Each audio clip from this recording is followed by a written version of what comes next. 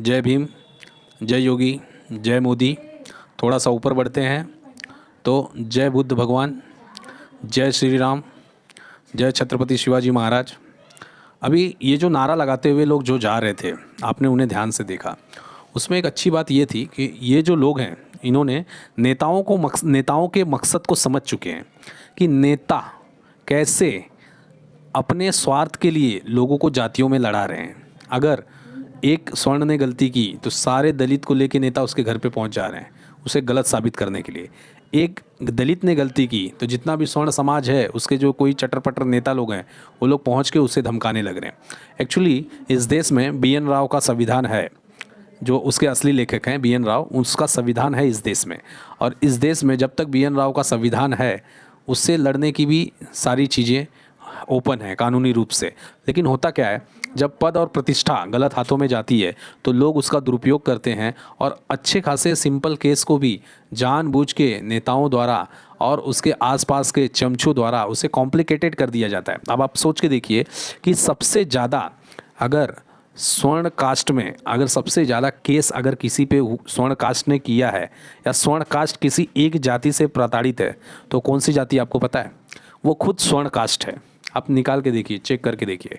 दलित, दबे कुचले, पिछड़े जितने भी लोग हैं, अगर सबसे ज़्यादा उनके ऊपर कोई केस है किसी ने किया है तो वही लोग हैं, दलित हैं, पिछड़े हैं, वही लोग ने किया है। यानी आज एक एग्जांपल लेते हैं कि यादवों के ऊपर सबसे ज़्यादा केस अगर आप उत्तर प्रदेश बिहार में चेक करोगे तो वो करने वाला ना कोई स्वर्ण है ना कोई दलित है, वो यादव ही है। यानी यादवों ने ही अपने ऊपर केस किया है, अपने ऊपर यानी अपने भाइयों के ऊपर दर दयादी में। तो हम लोग ये जात पात की लड़ाई लड़ क्यों रहे हैं? ये कहाँ से चालू होती है आज हम लोग समझ के देखते हैं। ये स्टार्ट होती है जो नेता लोग हैं वो अपने फ़ायदे के लिए एक दूसरे से लड़ा के कोशिश करते हैं कि सत्ता तक पहुंचा जाए। लेकिन एक समुदाय है जो ऐसे विचित्र नेताओं को वोट देता है और वो चाहता है कि ये सब आपस में लड़ें और हम लोग इनके पीछे गिद्ध के जैसा इन्हें नोचते रहें। आज मैं दो नेताओं का एग्जाम्पल लूँगा। एक यदुकुल के नेता हैं माननीय अखिलेश यादव और दूसरे एक हैं चंद्रशेखर रावण। इन दोनों नेताओं का अगर आप देख लोगे तो ये खुद के समाज की कभी सहायता नहीं करते हैं। ये दोनों नेता जो हैं वो खुद के समाज की कभी सहायता नहीं करते हैं। लेकिन अगर इनके समाज को अगर कोई स्वर्ण ने कुछ किया है तो ये दोनों ऐसे दौड़ेंगे जैसे लगेगा कुछ इनाम लेने जा रहे हैं, कहीं कोई उनको खोल के देने वाला है और ये जाके इनाम लेने वाले हैं, उस हिसाब से ये दौड़ के जाते हैं। लेकिन अगर वो इनके समाज के ऊपर कोई शांति प्रिय समुदाय ने कुछ किया है तो ये वहीं पे घरगुप्पी बांध लेते हैं। क्यों?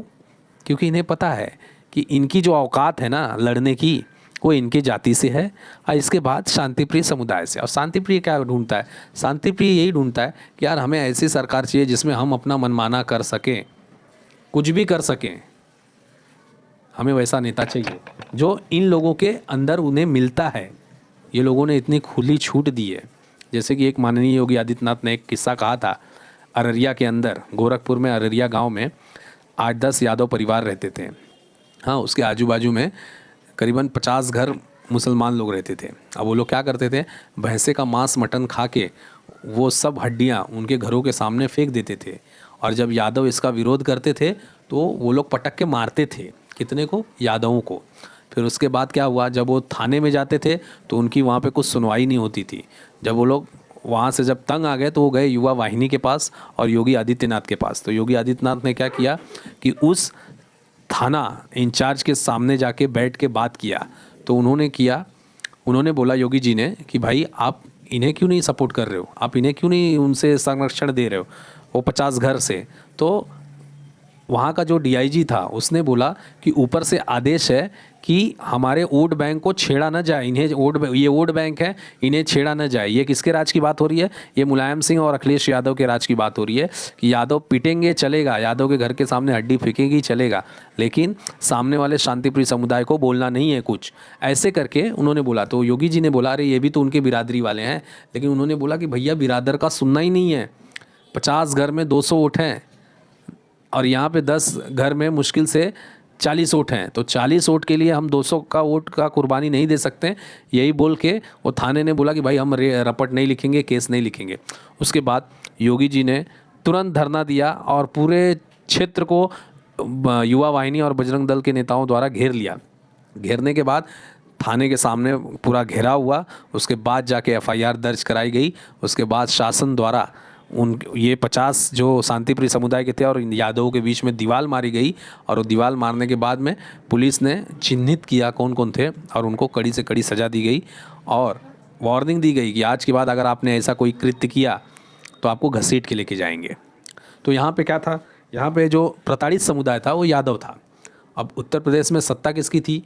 समाजवादी की। समाजवादी के नेता कौन है? अखिलेश यादव। लेकिन मदद क्यों नहीं किए?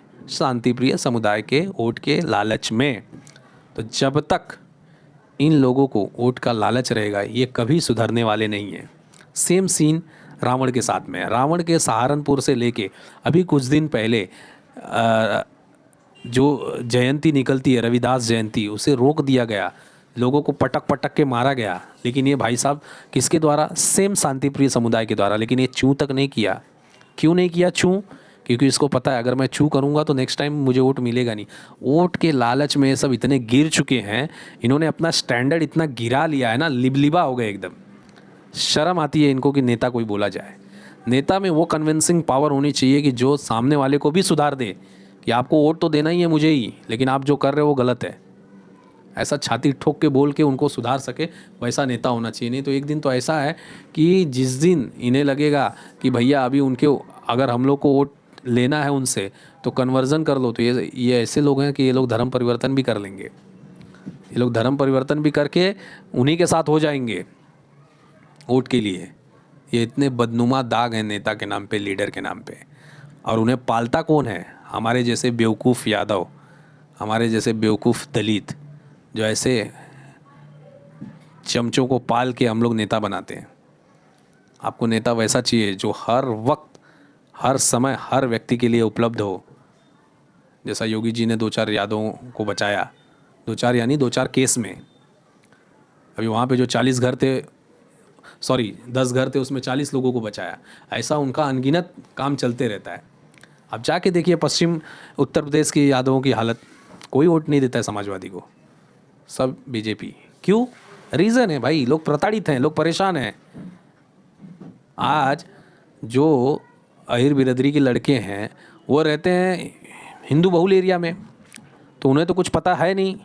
लेकिन जब ये जाते हैं, जब ये थोड़ा बाहर निकलते हैं, शहर में जाते हैं, लखनऊ निकल गए कमाने, कानपुर निकल गए कमाने, तो इनकी बुद्धि खुलती है। जब खुद से मेहनत करते हैं, जब खुद से समाज को देखते हैं, फिर ये भाजपा ही बन जाते हैं। आज पश्चिम उत्तर प्रदेश में क्या है, आप उठा के देख लो। वहाँ पे अगर आपको 100 यादव मिलेंगे पश्चिम उत्तर प्रदेश में, तो उसमें से 100 में से आपको 60 to 75% सब बीजेपी को वोट देते हैं। क्यों देते हैं? उनको पता है कि भाई हम तो पहले से ही दबे कुचले हैं, मार खाते आ रहे हैं, अगर कोई बचा सकता है तो यही है।